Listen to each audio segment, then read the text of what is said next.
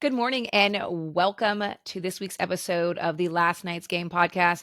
Today we are talking all about our time working in professional sports, and the concept for this episode kind of came up. A lot of podcasts I do as a guest, people want to know stories about a woman in sports, and Scott and I both worked in professional sports, so I thought this would be a fun topic for us to kind of share some stories with you all and some behind the scenes looks in what happens in the world of sports. Please join me in welcoming my co-host, my co-founder, my favorite brother, Scott. Scott, welcome to the podcast. Thank you for having me on. It's exciting to be here to talk about this topic because we both worked in baseball and baseball just started. The behind the scenes and the stories that baseball has are some of the most entertaining, possibly, of all the sports, with spring training and 162 game regular season. There's nonstop things to talk about, and some of the experiences you've had as a woman in sports are obviously different than what I had when I was working there. So it'd be good to get into your brain and talk about a few of these things. You don't want in here. It's dangerous in here. There's a lot Same of here.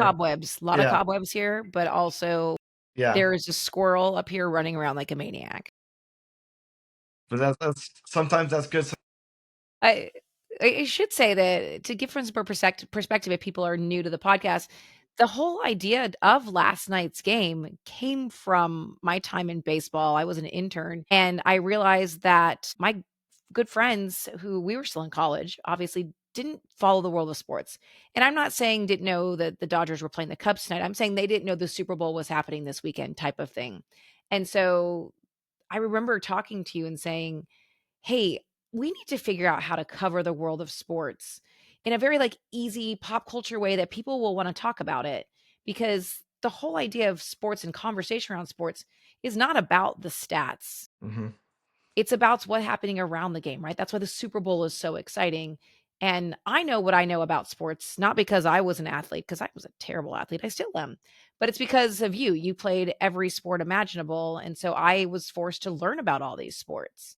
And so that's what got to me to where I was. And we had this conversation about starting last night's game. And it probably took us 14 years, I think, to make it happen because you were in high school. I was working 80 hours a week and going to school. Hmm. And so it really didn't obviously have the time frame to do it. And so it's been fun to watch this dream that started right here on opening day in baseball and make that happen. And look how far we've come. And look at us. We're on a computer with in a grid with split screens. That's where we're at. Yeah. And you may not have been the best athlete, but then you were able to give me experiences that I never would have gotten when you worked in professional baseball. So That's true. it evens out pretty well. Okay, what was one of those that comes, like, is on the top of your mind when that you say that? Wow. Before I worked for a team or after? Whenever, it doesn't matter. Whatever. An epic experience that you may have not had access to one way or the other. I don't recall his name.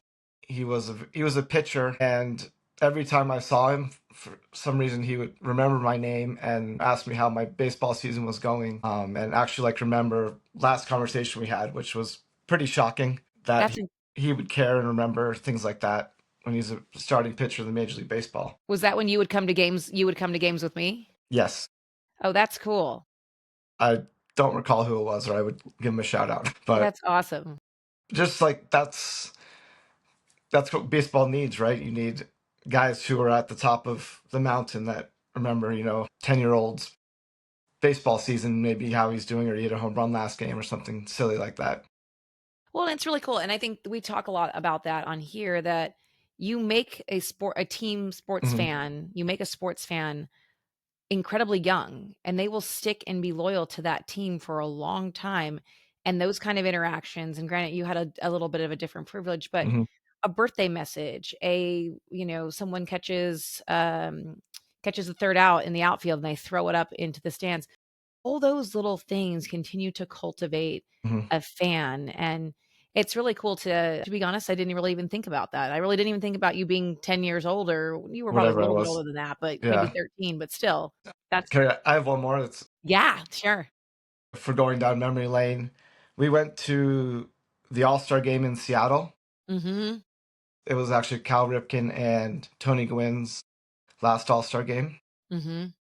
And Luis Gonzalez, who played for a team that someone worked for ended up throwing me a ball from, That's right. like, I think it was either batting practice or after an out, and I happened to catch it, and then it all circles back to this.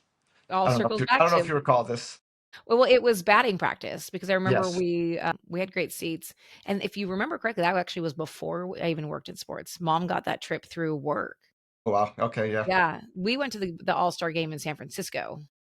Okay, yes. The Remember, home or was run that derby. that was a Home home run run derby, derby. yep. Yeah. Sat up in the bottom of the upper deck where you get to look out onto the water. That was really cool. I was gonna say, we were talking about experiences and people you have never had a chance to meet. I think of just some of the cool people that I had a chance to meet. Obviously Barry Bonds and Sammy Sosa, who was really sweet. I handled a lot of our Make-A-Wish kiddos. So Mhm. unfortunately, I had some, these sweet kids that would come in and have wishes. And it was so cool to be able to take them to meet their heroes. And I remember, I can't remember who the player on our team was that the kiddo wanted to meet, but we were playing the Cubs and someone said, "Well, why don't you go ask Sammy Sosa if he can come meet this kid?" And this was in the height of Sammy Sosa hitting all the home runs and Yeah. the corked bat and all those things. But I went over and I was like, "Okay, I'm gonna ask this guy who I don't know anything about him, but he's this legend," and said, "Hey, I have a Make-A-Wish kid over in the other dugout. Would you be willing to come over and just say hi to him? He really wants to meet you." And he was like, "No problem." Like, he was just so kind about it because you'd be surprised that there are people who would say, "No, it messes with Correct. my pregame routine. Yes. No, I won't do it." And I know you have that. So you worked in game operations, Mhm. and that's not something I did. And so I'm so intrigued because we did a little bit of this, but like you're having to ask players to catch the throughout the ceremony of first or catch the ceremony of first pitch Mhm. to participate in something. And so how is that? It's nerve-wracking, isn't it? Yes, so like you said, I was game operations, so everything that happened during the game, it was spring training, so we ran a pretty lean ship. It was me and another intern, and we had to pretty much do everything from putting up signs, throwing out t-shirts, asking players to catch the first pitch, which everyone hated. Mhm. Every every game we would be on the field, and as soon as like that time came around, everyone would, you know, Disappear. get busy or or they had to go to the bathroom or something. One of the excuses we got was, "Oh, I left my glove in the clubhouse." So, I was really worried about that 10-year-old throwing a heater that you needed a glove. yeah, and so you typically don't look at the star players, you look at some of the younger guys who are just happy to be there and actually wanna do it. So there was a few that would offer their services, but most of them would just look the other way, and then you just feel like an idiot. Yeah, I always hated that, and you probably remember this, but you would bring special guests down to batting practice, Mhm. and then you would have to stand there by the bat rack and the helmet rack Yes. and be like, "Hey, Scott, would you go over and meet this little kid?" Or, "Will you go do this?" And it just I don't know, it just felt so awkward, and I think one of the challenge and lots of times they would say no. Rightfully so, they're getting paid a lot of money to play baseball, so I get that, and it's that fine line as that person who knows that, but also has to do their job. Yes. And this sweet little kid who's sitting here I remember very specifically, I had one family, this is why I'm a sunscreen crazy person. The kids, they were young, they were probably like 6 and 8, and their dad had died from melanoma. Had a spot on his back, never got it Mhm. checked, went into his spine, he died. And so I have these sweet kids here with me and their mom, and they're grieving, but they're like loving the fact that they're at batting practice and having to be like, "Okay, I've got a kid at least here's the situation, but I have to tell you this in 5 seconds with catching you coming off the field because I can't go on the field, and then Mhm. getting you, like, before you go in the dugout." And, I mean, most of them would do it, but then we definitely have people who were like, "Nope." Yep, just Like, keep going. Yeah. "But this kid can see you right now. This is awful." So that's the opposite of the nice experiences I had at Yeah. points. Well, I mean, but Yeah. it's one of those you build rapport, and I think the hardest part is building that rapport because Mhm. there's not a lot of time. It's not like we all sit around in an office all day long and No. hang out together and have lunch together, like, that doesn't happen. You build a rapport by showing up, and I mean, it's sort of like the same concept of networking, right? Where you're having to show up, you have to follow up. It Mhm. doesn't matter what your talk is, what your speech is, if you keep following up, they will know that they can depend on you because you only have a short amount of time every single time you see them. And you have to Yes. build that relationship, kinda like you said, like, "Hey, so and so, how's your dog? Feeling better? Great Yeah. game the other day," that kind of stuff, and so it's a key piece of that. You know, you have to be intentional with everything you say. Mhm. And there's players that, you know, starting pitchers, a lot of them, they get in the zone and they don't talk to anyone and don't acknowledge anyone. And there was a certain pitcher on this team that game day you couldn't talk to him, couldn't go near him. Don't look at So him. don't nothing. And he's Mhm. very intense. He's still in the league. And this was what, 2008 probably that I was there. Oh my gosh, I don't think that who this is. He's still in the league. He's very intense when he's on the mound, but off the mound he's not as intense. But I think they respect that you don't ask them on their when they're pitching. Right, but those are little idiosyncrasies that unless someone tells you like, I remember getting in the elevator, it was like a Saturday or Sunday, I was there working, and Hmm. it was in the off season, and getting in the elevator with our manager, which is the head coach. Yeah. Going down with him in the elevator, I'm like, "Hey, I hope you have a good day," so on and so forth. Get up to my desk, 5 minutes later, I get an email that he's been fired. So he was going to collect his things. And I was, like, completely ambivalent of, like, "I hope you have a great day. It's so good to see you. Enjoy your off season." I'm like, "Oh, what an a-hole." Well, he's going to enjoy getting paid to not coach probably. That's probably true. So, from the game ops perspective, I have a question. You know, the tiny human, we've taken him to stuff before, and he's gotten picked to be, like, the play ball kid or something like Hmm. that. Typically, it's when there's nobody else in the stands. But, like, how do you if I'm a parent or an uncle or an aunt or how do I is there some way thing that you look for in, like, a kid to participate in things? That was also one of the challenging things we had to do, stuff like that. Typically, just maybe a kid that looks like he's interested in baseball, maybe a full uniform and a glove, perhaps, Perhaps, okay. and not overbearingly trying to get on the field or anything like that. Maybe a quieter kid that isn't in your face trying to get picked for something, Mhm. and then that would I think that was usually more fun that way. It feels a little bit more, Get somebody out of exciting. their shell a little Sure, that bit. makes Yeah. sense. Um, Talk to me about what's the most embarrassing thing you had to do. I know you had to, like, get on the dugout and throw out T-shirts and that kind of stuff. A, did you ever fall off? Is there something else embarrassing you've had to do? Yeah, we had to twice a game throw T-shirts to the crowd. You know me, I don't really enjoy that kind of thing. No, you Like don't. This is being painful enough for you. being in the public eye, talking is tough for me. So we had to throw T-shirts out to the crowd. That wasn't much fun. There was one time we got tried to get creative and we ran a basically a football route where I ran down the dugout and someone threw me the ball like a pass, and then I Mhm. threw it into the stands and almost fell into the dugout. We got in a little trouble for that one. But also, I love the fact that, especially as from a guy like, a guy's perspective, I don't Yeah, care because I'm not like I said, an athlete, but throwing something in front of a bunch of guys who get paid to throw from, like, center and field to home it's plate. embarrassing, yes. But now they have these like what are they called? Like street teams that's all they do is like Yeah. launch stuff. If I had a T-shirt gun, that would have been more fun.